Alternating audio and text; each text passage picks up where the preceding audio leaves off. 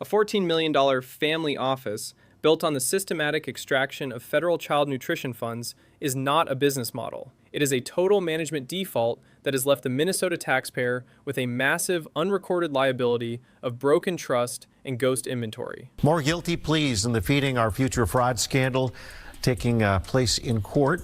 Our Bill Keller is outside of the federal courthouse in Minneapolis with the very latest in what is happening or what has happened. Bill, good morning. Good morning, Tom. Well, Gandhi Muhammad was among 5 family members who were indicted for a multi-million-dollar fraud scheme involving the federal child nutrition program. Last month, the 5 others pled guilty as part of an agreement with prosecutors. And after initially rejecting that government's plea deal, the 45-year-old has since changed his mind. His jury trial was set to begin April 20th. This morning, Gandhi Muhammad pled guilty to a single count of money laundering, which carries a sentence of up to 10 years in prison. Under the terms of the plea agreement, prosecutors are recommending that he spend between 30 and 37 months behind bars. He be ordered to repay nearly $1.4 million in restitution.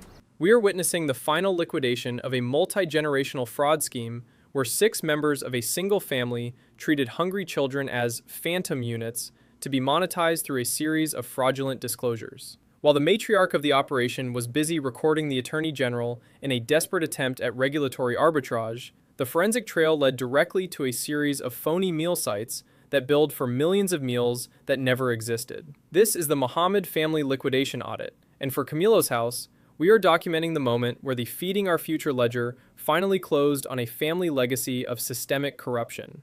He's moved on with his life. He's ready to make amends, and he's a service member, former service member, successful businessman, and he acknowledges his wrongdoing, and he's going to do whatever he can do to make amends for his conduct. He's deeply, deeply remorseful for his conduct.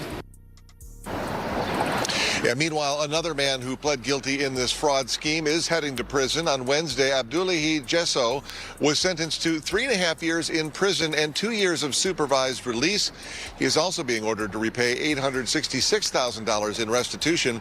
Now, of the 79 people in all that have been charged with stealing more than $250 million in COVID relief funds, now 64 have either pled guilty or been convicted at trial. The U.S. Attorney's Office says that is the largest number of convictions in a single fraud investigation, Tom, in recent memory.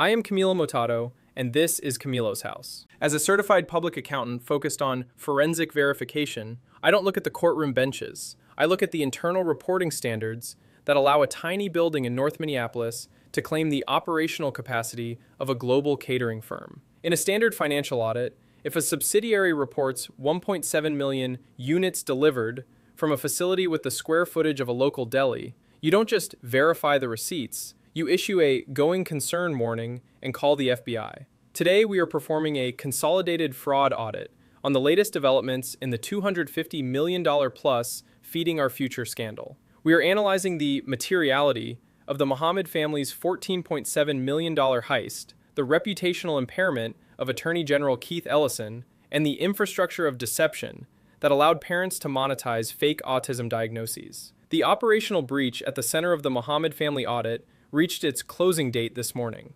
Gandhi Yusuf Muhammad, also known as Gandhi Abdi Khedie, the final holdout in a 6-member family conspiracy, has officially settled his account by pleading guilty to a single count of money laundering on April 9, 2026. From an investigative standpoint, this is a total portfolio liquidation. His sister, husband, mother, and brothers have all already signed the confession ledger. Gandhi was facing a jury trial set for April 20th, but after seeing his partners fold, he realized his legal assets were insolvent. While money laundering carries a 10-year amortization schedule, prosecutors had previously recommended a discounted rate of 27 to 33 months during early negotiations. He has agreed to pay back $1.3 million in restitution. As a CPA, I track the recovery ratio. If this family stole over $14 million and the final holdout is only paying back $1.3 million, the net loss to the taxpayer remains a material weakness in our justice system. To understand the materiality of this heist,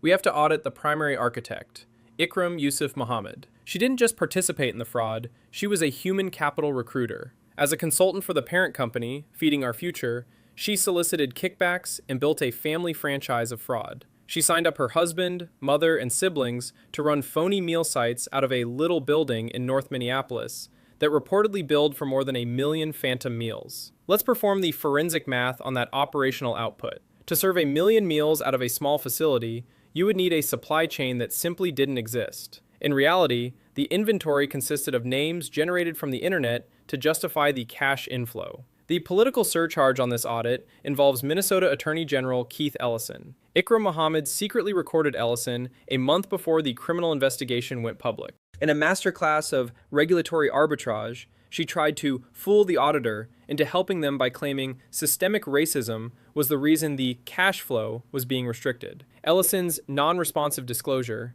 his claim that he doesn't recall being notified by commissioners about the fraud, is a red flag for oversight failure. Furthermore, Ikram provided a $2,500 campaign dividend to Ellison. While he later gave it away, the audit trail shows a management override where the fraudsters felt comfortable enough to lobby the state's chief compliance officer. The contagion of fraud in Minnesota has now diversified its portfolio into the autism care sector. Legislative auditors released a report on March 17, 2026, detailing a kickback scheme where providers were telling parents to falsify a diagnosis for their children. In auditing terms, this is identity asset manipulation. They offered cash incentives of $300 to $1,500 per month to parents for pretending their child had autism, allowing the firm to bill the state for high-tier medical services that were never rendered. The DHS audit found that the Department of Human Services failed to investigate credible reports because they used a decades-old error in their administrative rules as a shield.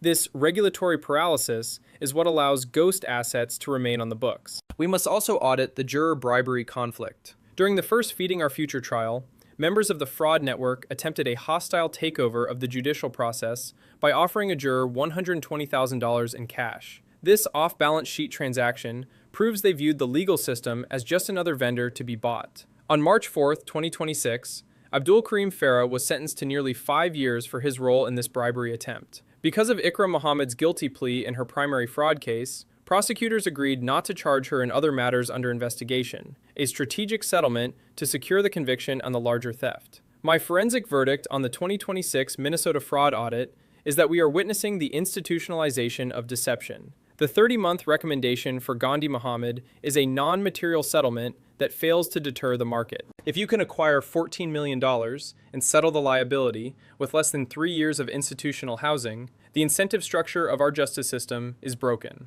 The Feeding Our Future scheme is the most profitable business model in the history of the Twin Cities, and until the management can reconcile the sentencing ledger to match the materiality of the theft, the market for fraud will continue to outperform the market for justice. I want to hear from you. Is a 30-month sentence a fair valuation for participating in a $14 million family fraud? Or is it a forensic sign of a soft audit by the DOJ? Does the recorded recording of Keith Ellison prove systemic negligence at the top of the state's audit office? Let me know in the comments. Your perspective is the only audit that matters when the public treasury and the safety of our kids are sitting on the negotiation table. I am Camilo Motado, and this is Camilo's House. Subscribe to stay informed on the numbers, the laws, and the truth behind the headlines. Stay safe.